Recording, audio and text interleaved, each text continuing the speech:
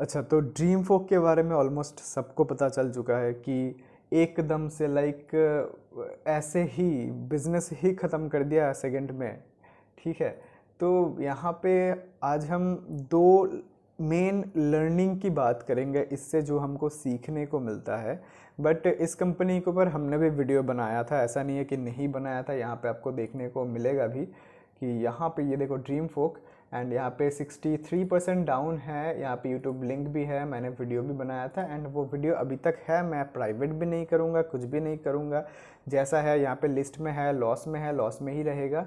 तो यहाँ पे मेन बात ये है कि अब देखो ये कंपनी ऐसा कंपनी है ना जिसको देख के कोई बोल नहीं सकता कि ये एक बेकार कंपनी है। क्यों? Because balance sheet clean balance sheet है, छोटा कंपनी है, क्लीन बैलेंस शीट है। प्रॉफिट एंड लॉस स्टेटमेंट पे अगर आप देखोगे मार्च 2022 से रेवेन्यू लाइक स्काई रॉकेट हो गया, दिमाग ख़राब हो जाए, इतना अमेजिंग तरीके से रेवेन्यू ग्रो हुआ है। बट बात तो वही है ना कि यार इतना अनप्रिडिक्टेबल चीज़ हो गया कि यार लाइक एक सेकंड में बिजनेस ख़त्म हो गया इनका, राइट। तो अब करना क्या चाहिए?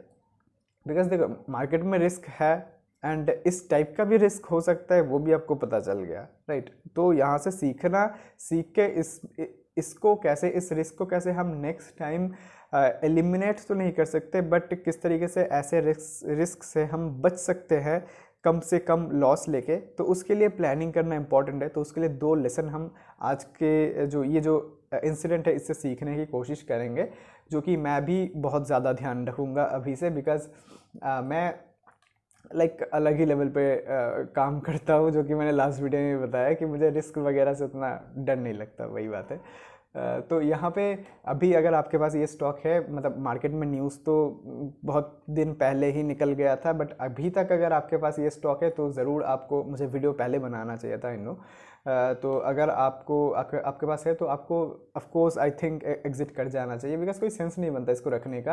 एंड अब देखो बैलेंस शीट कंपनी का क्लीन है, कंपनी के पास पैसा है, and may be in future ये लोग कुछ और बिजनेस में एंटर करके उसमें ग्रो कर जाए। उसमें शेयर प्राइस अगर नीचे जाता है, नीचे से रिकवरी में बहुत टाइम है, लाइक सालों लग जाएंगे। तो यहाँ पे रहने का बेकार में कोई सेंस नहीं बनता। जैसे कि डेल्टा क्रॉप का दिखा देता हूँ। तो अगर डेल्टा क्रॉप का देखोगे तो यहाँ से जब इंसिडेंट हुआ था वहाँ से नीचे है, एंड इनके पास तो कैपेसिटी था कुछ और करने का, बट वो जो ड्रीम फोक है उनके पास फ़िलहाल के लिए कैपेसिटी तो है, बट टाइम लगेगा, राइट। इनके पास चलो टाइम नहीं भी लगता, इनके लिए मैनेजेबल था, बट ड्रीम फोक के लिए मैनेजेबल नहीं है कि ऐसे सिचुएशन पे कुछ हो गया।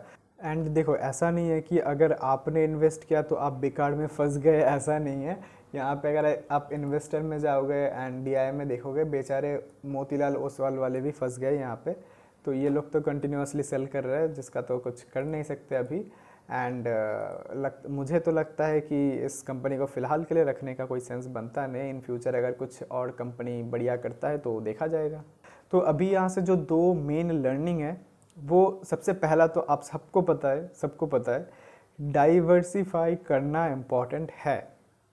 आपको लग रहा है कि यार ड्रीम फोक में बढ़िया यहाँ पे रेवेन्यू ग्रोथ है, बढ़िया यहाँ पे प्रॉफिट ग्रोथ है यार, आरओई वगैरह तो लाइक अलग ही लेवल का है, तो कर देते हैं ज़्यादा इन्वेस्ट अपने पोर्टफोलियो का 20-30%, तो ख़त्म है। जितना भी कॉन्फिडेंस हो अपने इन्वेस्टमेंट पे, लाइक बहुत कम टाइम इतना बड़ा बेट लेना होता है कि जहाँ पे शायद आपका लाइक 1/3 1/4 कैपिटल वाइप अप हो जाए। ठीक है, तो बहुत रेयर केस में ऐसा बड़ा बेट लेना होता है, ऐसे ही किसी कंपनी में नहीं लेना होता, पहली बात। तो इसलिए डाइवर्सिफाई करना इंपॉर्टेंट है। एंड देखो कंसंट्रेशन से पैसा बनता है, ये बहुत सिंपल सी चीज़ है, कॉमन सी चीज़ है। एंड लाइक जो बड़े इन्वेस्टर्स है उनका भी कहीं ना कहीं अच्छा खासा कंसंट्रेशन था किसी स्टॉक में, तभी जाके लाइक उसका जो इम्पैक्ट है वो उनके ओवरऑल पोर्टफोलियो पे ज़्यादा दिखा है।